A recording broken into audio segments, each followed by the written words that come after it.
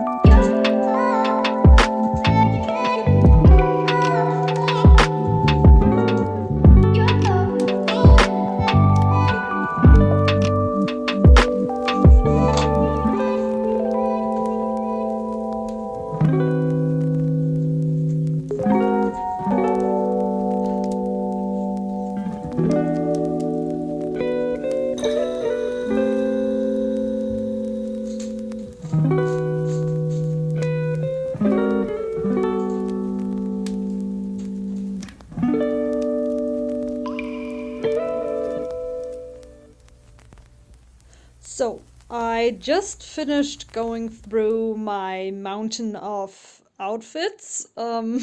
There are more of them. It was a quick process. However, my original intention was to have 3 piles, 3 piles. One for getting rid of, one for keeping, and one for being unsure. I have 2 of being unsure. Like this one is I'm being unsure, and this one is as well. The right one, the one on the chair, those are things I feel like I need to wear because I'm not entirely sure how to style them, for example. I mean, the top one here is not a good example. I guess it's just a white t-shirt with like a... What are these called? I don't know. Well, if I put some buttons on there and stuff... See, I'm already thinking. Like, these are things that show potential. Like this one, or... What's the next? Oh, this is for me, insanely oversized t-shirt. And I love wearing oversized t-shirts, but like for this one, I don't know. Sometimes I love it, sometimes I hate it, so I need to finally make a decision.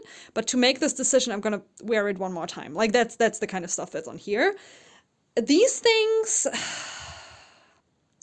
now that I see them, I might actually like put them away for now. Because the thing is, if I don't miss them, I know I don't need them. So if I just sell them or something like that, like someone other than me is probably gonna be more appreciative of them.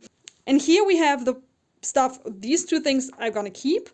The striped one, it doesn't really show up on camera, but it's dark blue, and I feel like that's a nice addition to my wardrobe. Or what something would be missing if I don't put it in there. The other one I'm gonna put away-ish, as in, it's not gonna be a normal wear-out t-shirt, it's just a sleeping t-shirt. Because I don't wear pajamas, I just wear t-shirts, like usually oversized, whatever. These are things I'm gonna put away. And I am so sad. Like, look at my boxer shorts. Look at these beautiful, beautiful SpongeBob boxer shorts. I love them. I've had them since middle school. Like, And there are 2 other boxer shorts under there as well, but like those are just like random striped ones. I'm not that emotionally attached. It's just, I usually sleep in an oversized t-shirts and boxer shorts, and those 3 boxer shorts, all 3 of them are so old, the elastics don't work anymore. Like, especially one of them, like, it's straight up ripped. So the other 2, I'm just gonna put away. You know what? I might find a way to fix this. I'm gonna buy an elastic, put it in there. I don't know. I want to keep these ones, but I'm not gonna keep them in my wardrobe for now. So yeah, all in all, the book said to get rid of like 5 things. And I'm getting rid of 4 things here. Plus, well, this one, I'm gonna count this as putting this away because I'm not gonna wear it outside anymore. So 5 things. Good job, me.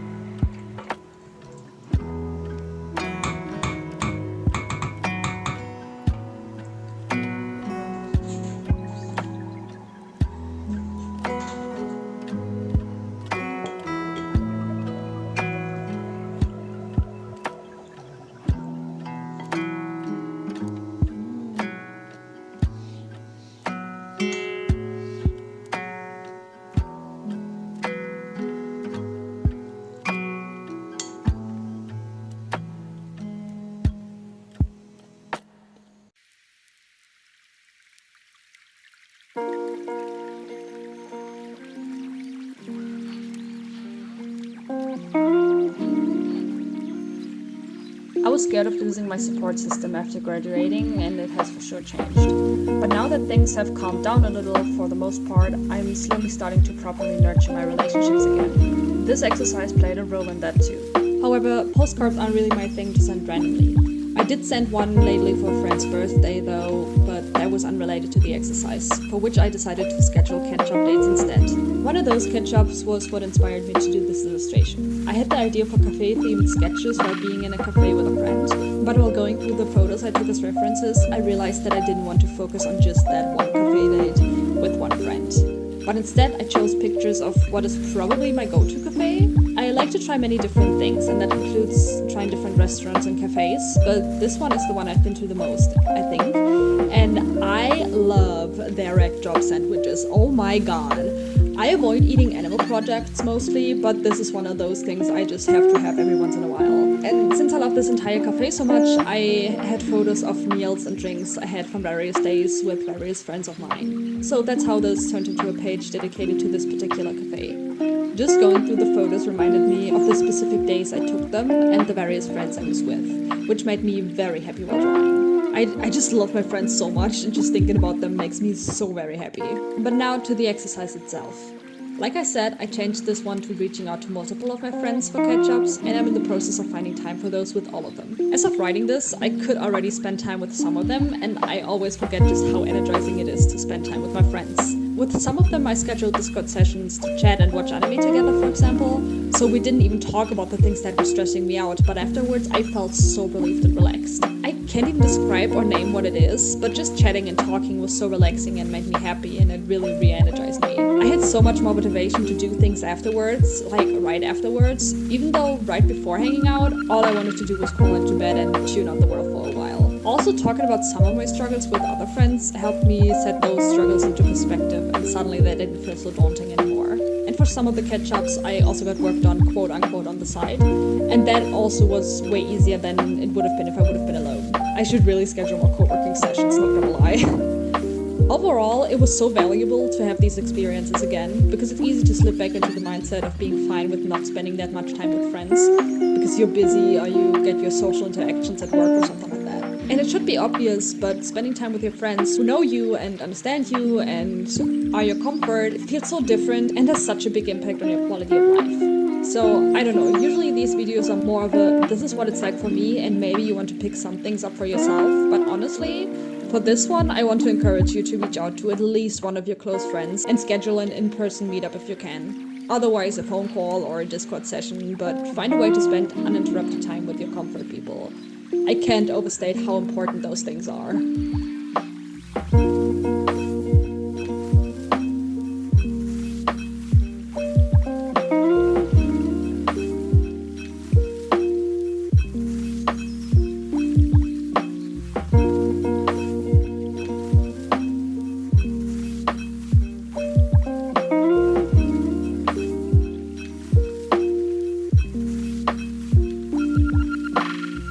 So that concludes part 6 of The Artist's Way. So we are halfway through with it already. I'm thinking about making a final conclusion kind of video to The Artist's Way once I'm done with all the chapters, but I can already tell that it does help me in many ways. While there are also other things that do alienate me a little bit. Mainly the many references to God, but I think that's fine so far. I am curious how much more there's going to be in the last half of the book though. But let's focus on this week for now. For the Artist's State, I decided to play Baldur's Gate 3, since I love that game, but I never make time for it, which is a pattern of mine. And also insane, especially since I'm still on my very first playthrough of the game.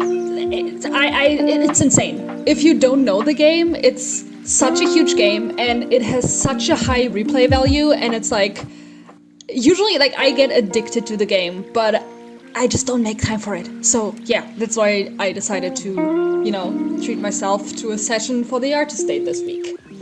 My last artist dates have always been me going somewhere or treating myself in a quote-unquote bigger way or whatever, but I think that started to feel more stressful for me than actually like feeding my creativity. So I decided to try something else, something more cozy, low effort, but still something I unfortunately don't do enough. And honestly, it feels so much better than the last artist dates I did. I guess I should prioritize what feels like something that feels right to me rather than what would sound like a nice artist date. Like, focus on my own needs, like the actual needs, instead of what I think is the right thing to do or whatever. And again, I don't actually think that way, but I do slip back into that mindset if I'm not careful. This week's biggest lesson, however, was just how important a social network is for me. Even if I feel fine and all, just hanging with my friends gives me so much more energy and serotonin, and I really need that, especially in these colder winter months. So I should put more effort into nurturing this need of mine as well. As for what's next for me, I have an art market coming up this weekend, and I'm excited but a little nervous as well. Mostly excited though, which is very nice. I don't know if I'll have time to film anything, but I'll try to let you know how it went. And now I actually have to throw myself back into the last prep work for the market, so I hope I'll see you in the next video, and bye bye!